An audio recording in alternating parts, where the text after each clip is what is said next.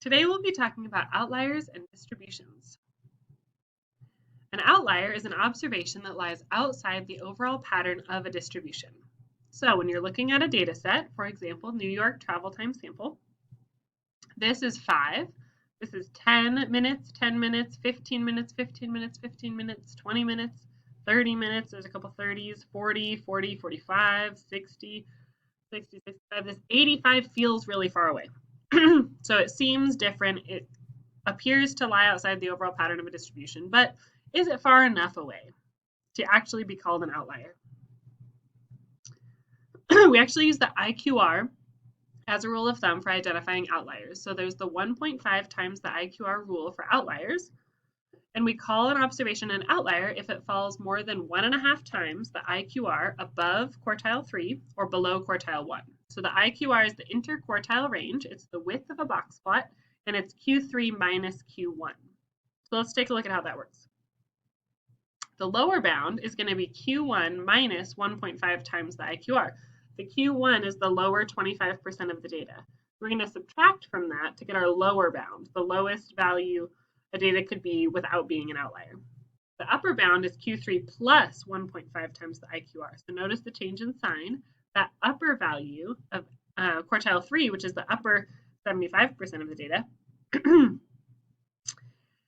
we add the 1.5 times the IQR onto that. And if a data value is even beyond that, we consider it an outlier. So let's take a look at this basketball practice. This is the free throw percentage from each player on a basketball team. There are 12 values in our data set. So in order to identify the outliers, we need to find the IQR and quartile 1 and quartile 3. The quartiles are based on the median, which requires us to put the data in order. So the first step is to put the data in order from smallest to biggest. So I took these 12 values, organized them from smallest to biggest, starting with 51, 54, and so on. Then we're going to go ahead and calculate the median by crossing off the lowest and the highest, lowest, highest, lowest, highest until we get to the middle. When there are two values in the middle, you can think about what value is in between, perfectly in between those two values. This one's pretty easy. What's halfway in between 75 and 75? 75. If you're not quite sure, you could add those up and divide by 2 and get the value that's halfway in between them, or take the average of those two middle values, the mean of those two middle values. Then we cut our data set in half. Because we had two values in the middle, we're going to use the left 75 in our lower half of the data set and the upper 75 in the upper half. We never count a data value twice. So if there's only one value in the middle for the median and we don't have to take the average, we don't use it in the lower half or the upper half. But when there's two, we can split it right down the middle. The 75 will be in the lower half, and then the other 75 will be in the upper half. So we'll get quartile 1 by finding the median of the lower half of the data, crossing off lowest, highest until we find the middle. The number halfway between 69 and 72 is 70.5. If that one's not very intuitive to you because there's three values in between 69 and 72, you can type it into Desmos or another calculator, add them up, divide by 2, basically finding the average of those two values, and you'll get 70.5. We're going to do the same thing on the upper half of the data, with the lower bound being 75 and the upper bound being 85. We're going to cross those off, lowest, highest, cross off lowest, highest, find the middle again. 79 and 82, this feels reminiscent of our last one, it's 80.5. So the value right in between. And if you don't know, just take the average, add them up, divide by 2. 79 plus 82 divided by 2 is 80.5, and we can use a calculator for that if you'd like. Once we have our quartiles, that's all we need to find our lower bound and our upper bound, and then we're just going to see if any data values fall outside of those ranges. So the IQR is Q3 minus Q1. It's the width of the box in a box plot. So Q3 is 80.5. Q1 was 70.5. We're going to subtract those and get 10 for our IQR. Remember our formula. The lower bound is Q1 minus 1.5 times the IQR, and the upper bound is Q3 plus 1.5 times the IQR. So let's get our lower bound. Remember, PEMDAS says we need to multiply before we subtract. So we should not do the 70.5 minus 1.5. We need to do 1.5 times 10 first, or type that entire thing into your calculator. I chose to type the entire thing into Desmos, and I got 55.5 as my lower bound. So any data value that is lower than 55.5 is an outlier. Same thing for the upper bound. This time we're going to use Q3, and we're going to add. So that's the difference. Q3 is 80.5, and we're going to add that 1.5 times the IQR, which was 10. Again, you need to do the multiplication before you add, following normal rules order of operations.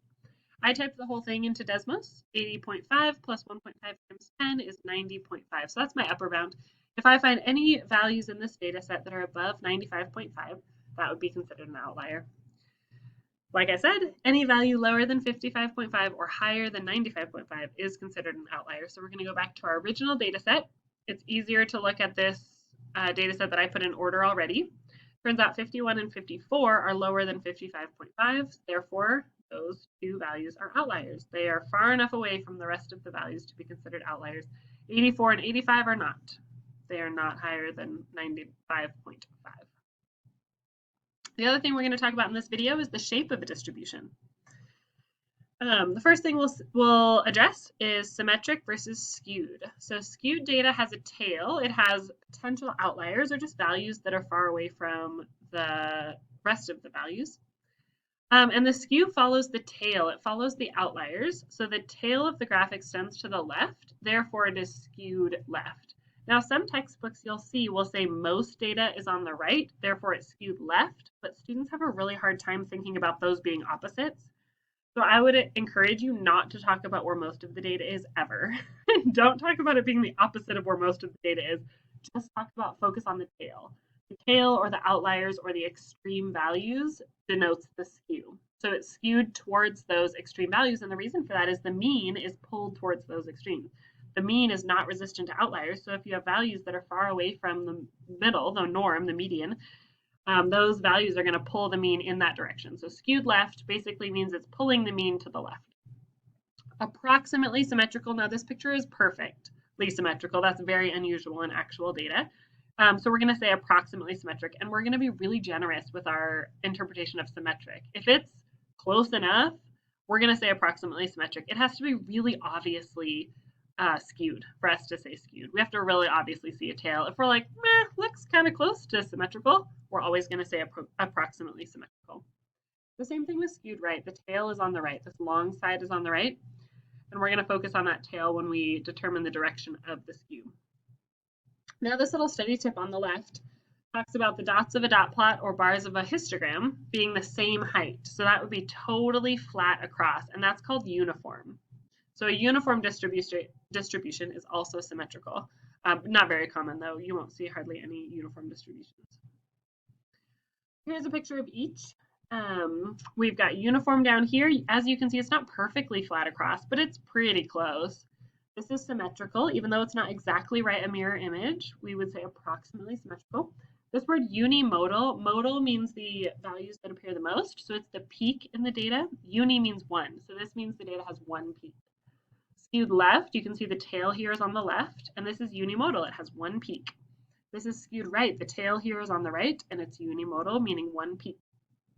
Uniform means the data is almost the same throughout. Notice there's some variability here, but we're pretty generous. It's approximately the same. Bimodal, bi means two. So bimodal has these two peaks, and then multimodal has lots of peaks. If this was a little bit higher on the ends, you might even call it uniform, but that's multimodal. That was looking at a histogram. We could also look at a box and whisker or a box plot, as you can see on the left, or a stem and leaf plot. Left skew is going to look like a long tail on the left, so you're going to see a long whisker on the left and a long left half of the box. Both of them need to be extra long for it to be left skewed. Notice the right half of the box and the right tail are shorter than the left side. So you're basically looking at this median line. If the left 50% is way longer than the right 50%, then it's left skewed. Conversely, right skewed is the opposite. So this line in the middle is the median. Notice how the left side is much smaller than the right side. The right side of the box and the right whisker is way longer. So that would be a right skew. Remember, the skew follows the tail. This bottom one is approximately symmetrical. You can see that the left side of the box is approximately the same as the right side of the box. And again, we're going to be really generous with that term symmetrical. It's not going to be perfect, but it's going to be close. It would have to be really dramatic like this, extra long, for us to call it skewed. In stem and leaf plots, you're going to kind of turn your head sideways to view, actually in my video it's inverse, it'd be the other way. and view it on its head like a distribution. So this is the left side if you were going to turn your paper horizontally, and this would be the right side. So this would be fairly symmetrical. The peak is in the middle. There's kind of a tail on the left and a tail on the right, so symmetrical. This right skew, you can see this tail on the right, this long side on the right. If you were going to draw a curve over these values, it would have a tail on the right. And the left skew, again, if you tilt your head and draw a curve over those values, you would see these values are very far away from the rest, and that produces a left skew. These values are lower, and on a number line, we would put smaller values on the left and larger values on the right. So that's shape F distributions. Thanks for watching.